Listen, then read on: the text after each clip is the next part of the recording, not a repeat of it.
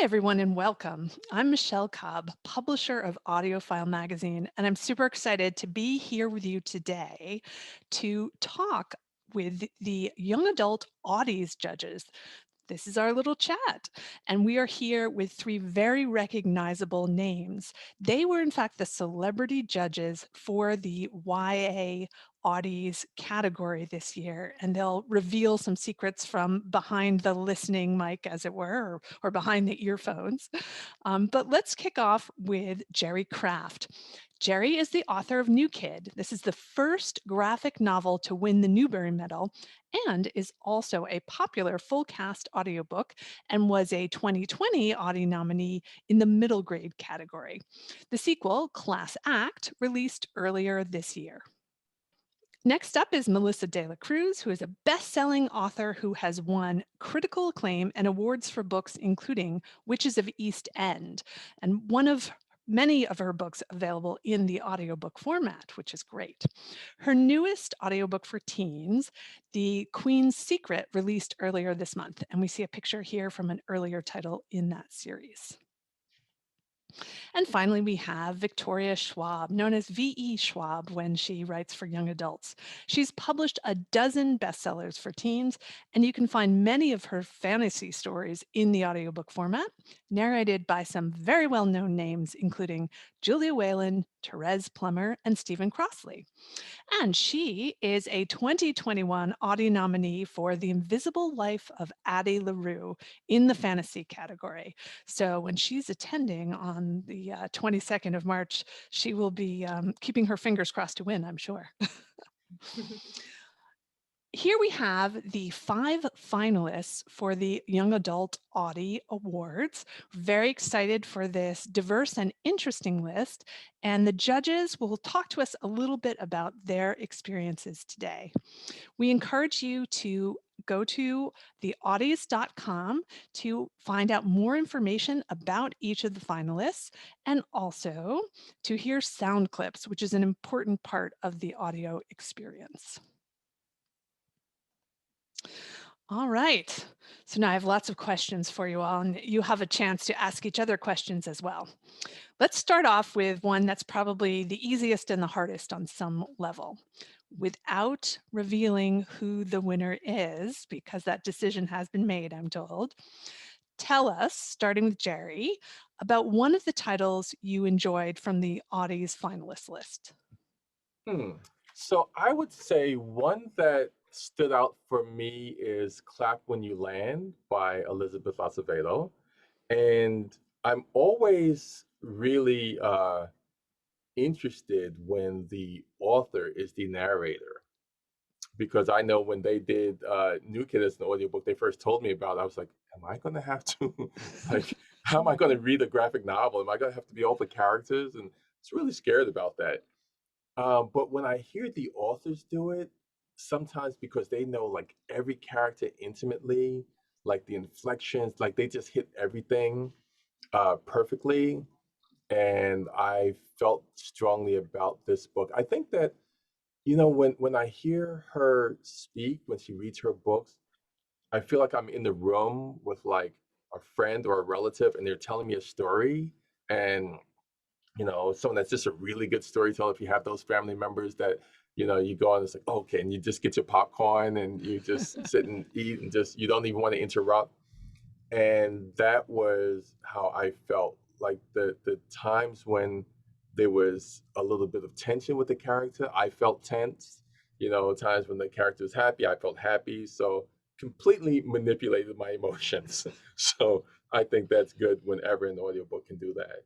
Yeah, she is a fantastic narrator of her own titles. Not every author, I think, can do it justice, but as a poet and as a fantastic orator, I think she really gets a thumbs up for me, at least. Absolutely.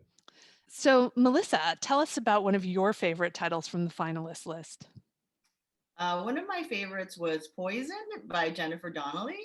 I think I went into a lot of these books, knowing a little bit about them, but not really. So I was just really surprised and, delighted by what I heard. And for Poisoned, it felt like I was being told this old-fashioned fairy tale. So I really had this kind of warm, cozy feeling of being transported to another world, through my ears. And I think I didn't really expect to have that experience. I was really, kind of excited and very charmed by it. And I really enjoyed that escape.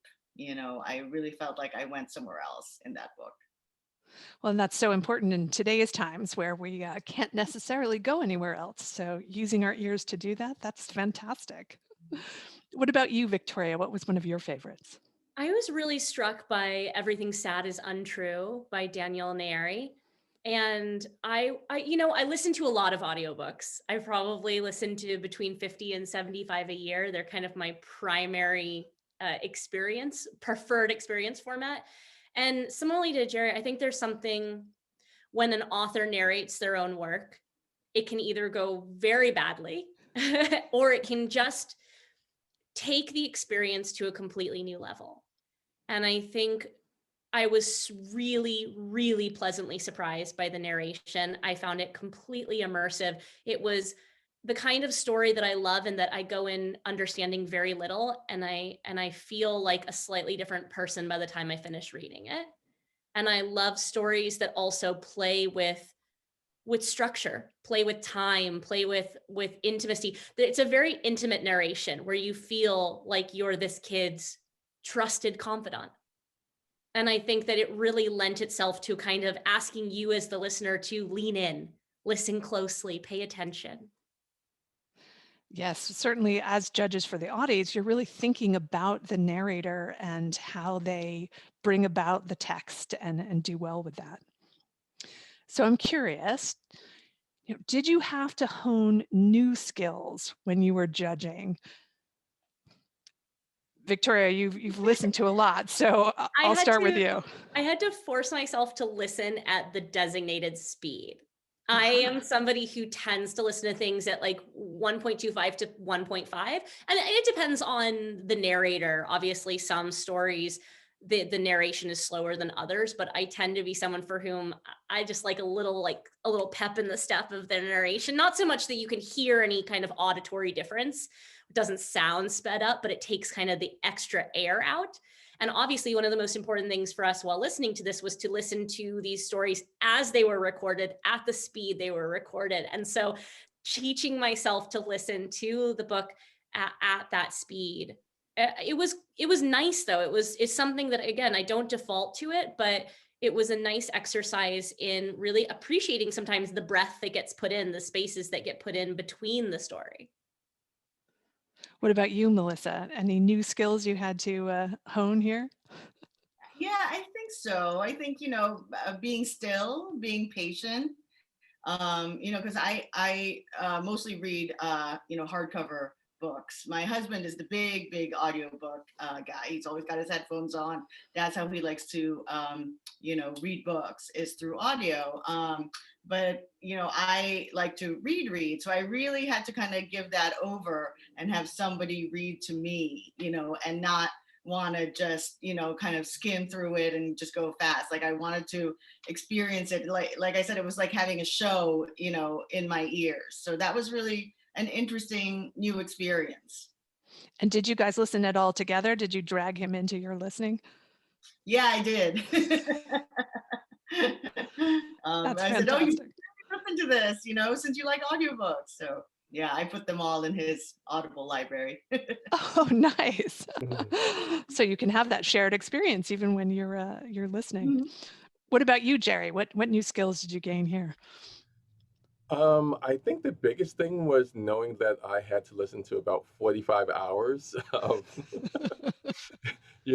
and audiobooks to me normally kind of go around with me, so I could be in the car, I could be here, I could be there. So it's okay if I like zone out for a couple minutes, here and there. But because I know that there is so much on the line with this, and I would not want someone to, listen to New Kid, if it was up for an award while they're on the line at, Stop and Shop, I really spent more time like really just like listening and paying attention so I could hear all the nuances and the pronunciation and different things like that, that we were looking for, that really sets a book above. Well, thank you. That was a huge time commitment for all of you, and we really appreciate it. So, Jerry, you often listen in the car and sort of as you're going around. How do audiobooks in general fit into your life, or is it really that multitasking? So, a lot of it is because I'm working all the time. They definitely keep me company. But the other thing is, as I meet authors, and I could never read everyone's book. So, I'll go to something and say, oh, well, I'm going to meet, Kwame Alexander there, or Jason Reynolds. And I haven't read their new book, but hey, I will get the audio version. So while I'm working, I can listen, you know, and I feel that has brought me into a lot more authors' lives and more of a love of books, because I get to listen and ingest them so often. Whereas if I had to read, I'd have to say, okay, maybe I can, while I'm on the plane, I can read this book a while. But now, because of audiobooks, I can listen all the time. So it's been really, really, really an amazing thing to be able to do. Well, that's great to hear. Yeah, audiobooks have experienced double-digit growth in unit and revenue sales for the past 8 years. So we know all of these things are really important to helping us extend our reading. And with everyone stuck at home, it's a great time to escape. Yeah. What about you, Melissa, as a newer listener? Do you think this is something you'll now incorporate into your life a bit? Possibly.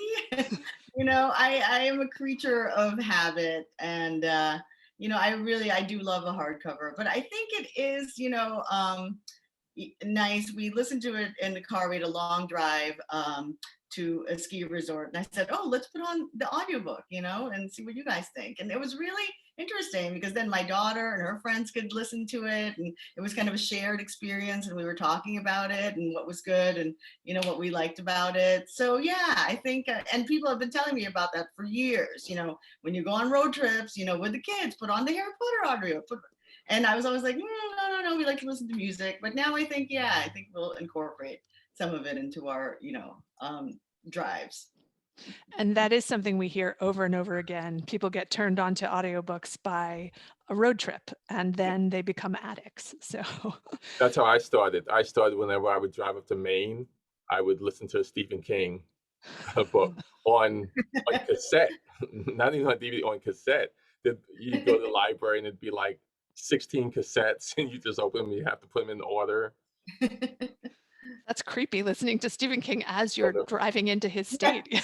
So it definitely added, yeah. Now, Victoria, you're obviously a heavy listener. So how does it fit into your lifestyle? Well, I just wanted to say I started in almost exactly the same way. My parents and I moved cross country when I was 13, and it was the first time that we were on the road for 6.5 days, and so we just put on an audiobook, and it was the first time, like, it kept everyone awake and alert and engaged. It gave us something to do as a family.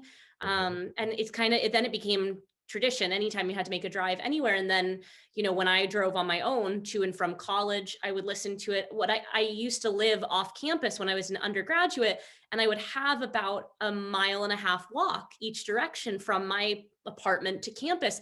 And I would load the books that I needed to read for class, so that I could, because I was constantly overburdened. And so these days, though, I treat audiobooks really differently, which is that I spend so much time looking at screens. Yeah. Just so much, just an egregious amount. And I treat them as a way to put distance between myself and a screen and still be engaged. So I go for a walk every day, or I work out, or I'm lying in bed at night trying to, just wind down. And it's a way for me to give my eyes a break and still be engaged in story. And so it's kind of part of my self-care routine. I remember in the early days of the pandemic, like, I would do a puzzle. Like, I would put an audiobook in and I would just decompress with a puzzle or a coloring book, just something that felt like self-care. That's fantastic. And we've seen as an industry, and I think we sort of didn't believe it at first, that people always talk about how much they use audiobooks to relax. When Mhm. publishers first heard this, we were all used to the multitasking, the driving cross country. We were all multitasking, but we really see that consumers do a lot of listening at home, and they use the word relax in relation to it. And I do think you bring up an excellent point. We are all on our screens, what feels like 24/7, and that moment to take away and rest your eyes is super important. Yeah. So now's the tougher question. Have you listened to any of your own audiobooks? Now, Melissa, it sounds like you were not a listener before, but have you ever listened to that, or is it too much for you? Yeah, I think I was forced. I did an original Audible book, and I wrote it almost like a radio play. So it's written kind of in script form, and they sent me some of the kind of teasers, some of the cuts, and they wanted some feedback. So I think I had not listened to any of my audiobooks before, and I was like, oh my god, this is so cool. It was like a produced thing. For some reason, I just thought it was somebody kind of like reading, like that. But it was, it was really vibrant and brought to life. So I had a little bit of a tiny experience before I became a judge, just listening to my own and kind of knowing that was this whole, experience and not just somebody flatly reading words on a mic. So so I listened to that. It's hard to listen to your own. I can't, I can watch the TV shows from my books because I'm kind of like the godmother, like I didn't write the script, I had the idea, they turned it into something.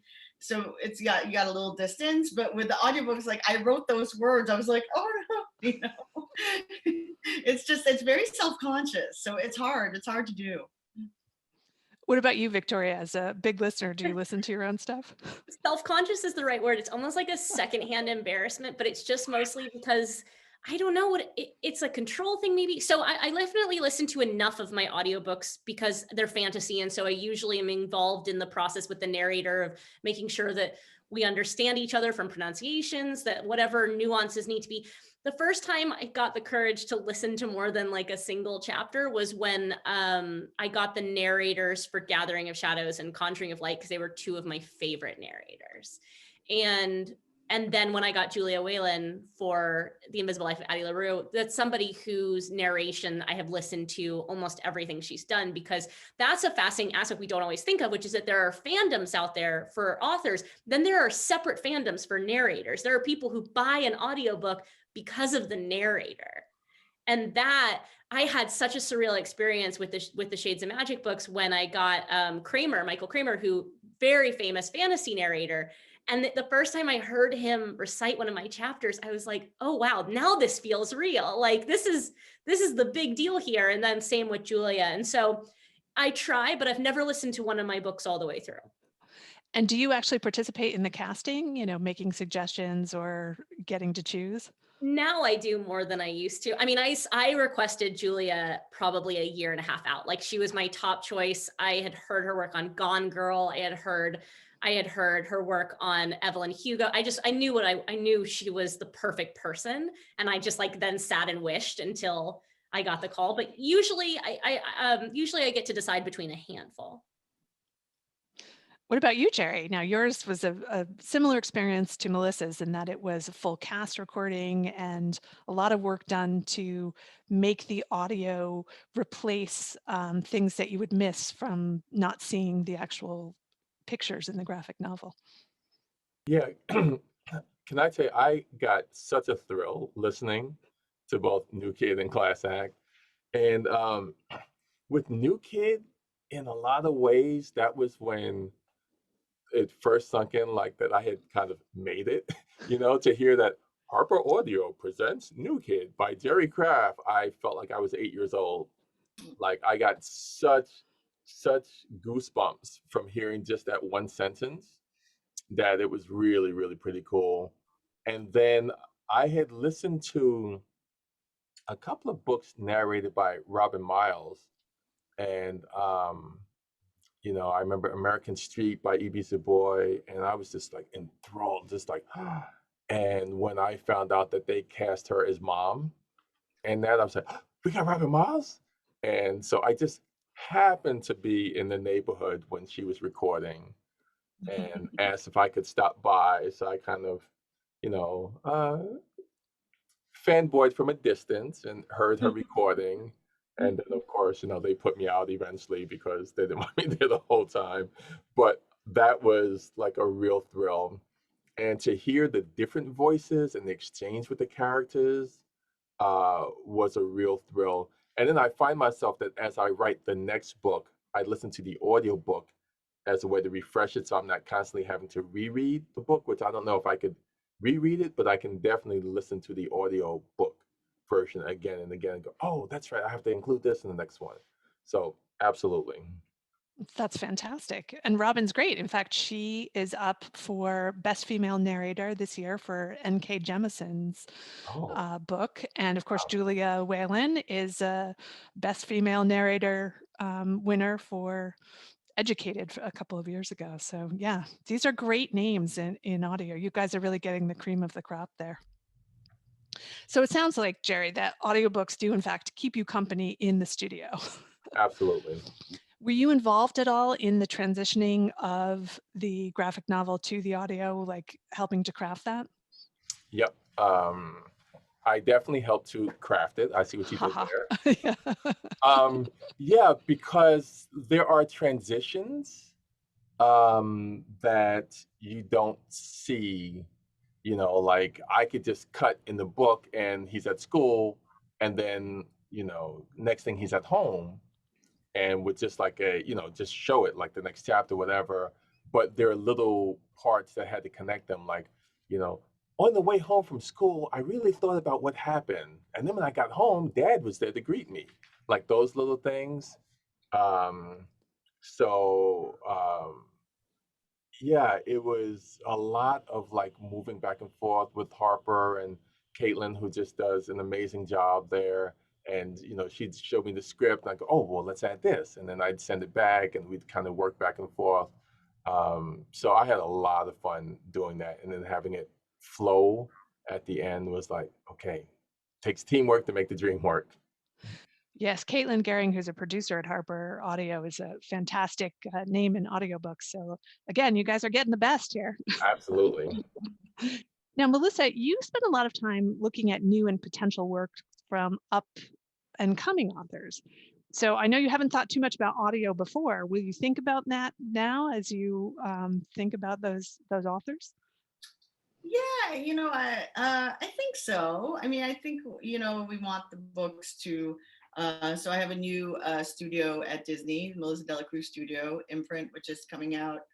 I think we're launching in 2022. And when I saw that question about, are we looking? Do we consider the audiobooks when we're buying certain books? And I just thought about the couple of the books that we bought, and I thought, yeah, they would make great audiobooks. I mean, I really wanted a strong narrative voice, and these books really do have that. So I think they'd lend themselves really well to audio. So I hope that Disney puts out the audiobook for sure. That's great. And there's so many new voices coming into the industry during this time when many actors could not be in film or television or theater. They are, in fact, turning more of their time over to audiobooks and recording them oftentimes at home. But this is really exciting for us because we're getting people who haven't maybe recorded very many or haven't recorded any coming to the fold and bringing a wide variety of authentic voices. So we're very excited to see diversification in not only the books being published, but also the narrators available to read them. All right, so now you've been an Audie's judge, you've done your listening. What are you looking forward to listening to next? We'll start with you, Victoria. Oh, I mean, I already have burned through like 4 audiobooks since I finished judging. And it's interesting because now I'm listening to them with perhaps, to Jerry's point, a little bit more presence. Like I'm trying to make sure that I don't lose track. I'm trying to make sure that I don't zone out while doing something. I'm trying to make sure I don't do other things which will actually take attention while I'm listening. So I don't want it to ever feel like background noise. And it's not that I let it do that on purpose ever before, but it's definitely something I'm trying to be more conscious about, being such an active listener. I just listened to How Much of These Hills is Gold by, I can't remember if it's C. Pam Chang or I'm gonna forget the author's name because I'm terrible at names, but the audiobook for How Much of These Hills Was Gold blew my mind. Was just so now I'm listening thinking like, oh, I wish I was a judge in the future, and also I would recommend this title, and I want, like, I'm now listening to Legendborn by Tracy Dion, and the audiobook is fabulous, just absolutely fabulous. And so I just am so excited by all of the wonderful audiobooks that I'm discovering now that are just adding to my day. Hey, and if you're ever interested in judging again, I'm sure that we would be happy to have you. Give me the excuse to listen to even more than I already do. What about you, Melissa? Anything that you're looking forward to listening to? Yeah, we saw David Sedaris once at UCLA Royce Hall, and I think he narrates his audiobooks. He and does. I'd like to listen to one. I thought that was a really fun. I thought, oh, I think I'll get the new David Sedaris in audio instead of hardcover. There you go. And he is a celebrity judge in the Yeah. Audiobook of the Year category. And he is a big walker. So he goes out and listens to audiobooks and walks and gets all sorts of steps in. So that's a great time to power down and get some exercise as well. Also, not to be an advert for but every one of Sedaris's books that he narrates is just incredible. Like, it adds such a layer of enjoyment. I try to listen to most memoirists and autobiography, anything where the author narrates their own life. It's just an entire, like, if you think it's a movie in your head now, wait until you hear them do their own work. He is fantastic and a multiple Audie winner for those, and earphones winner, of course, from AudioFile as well. What about you, Jerry? Actually, I just finished listening to Class Act not too long ago, so it was fantastic. You should. Oh, thank you. Harper, again, did a great job. You know what's so funny is as I'm working on book 3, I keep picturing stuff as an audio scene, so it has actually changed the way that I'm writing, because I'm like, oh, wow, I wonder if I could have this kid play an instrument. Oh, that would be so cool on the audiobook. So I'm already thinking ahead that way, so it has really kind of put a lot more stuff up here as I'm doing it. So, I just started stockpiling some of these books like they're going out of style, like I won't be able to get them later. And I don't know why I'm doing that, but I'm looking at my library now. I have Allegedly by Tiffany Jackson, Shuri by Nick Stone, Becoming Muhammad Ali by Kwame Alexander and James Patterson, Angie Thomas's Concrete Rose, and then So even good. things, and then even things on like how to write screenplays. I'm listening to Save the Cat by Blake Snyder. So there's information, there's enjoyment, and that's probably why I cannot sleep at night, because there's always 1,000 things like bouncing around. And then like Tristan Strong by Kwame Mbalia. And then there are like classics that I didn't read, like Wonder, which I have that. And, so yeah, I've got my work cut out for me. But the good thing is it's not work. So I shouldn't have even used the word work. Well, Concrete Rose is fantastic. I just listened to that as well. So you've got some excellent things in your list. All right. So final question for the group. Are there any questions about audiobooks or the Audies that you would like to ask each other? It's a tough one, I know. Well, yeah, what I said was, do you think about the audiobook as you're writing? Has that added anything where you're like, oh, when the audiobook comes out, this part would be cool, or, anything like that? Now I do. I think what scares me about audiobooks is that, when you read them aloud, you can really see how strong the writing is. So I'm a little scared of that, because you cannot hide flaws in an audiobook, and not that you can't, I think you can hide them a little bit more in a hardcover because people are reading kind of quickly, but in an audiobook, it's a performance and you can't hide from your work. So yeah. So now I think there's a little bit more pressure. Do you ever read your work aloud as you do writing?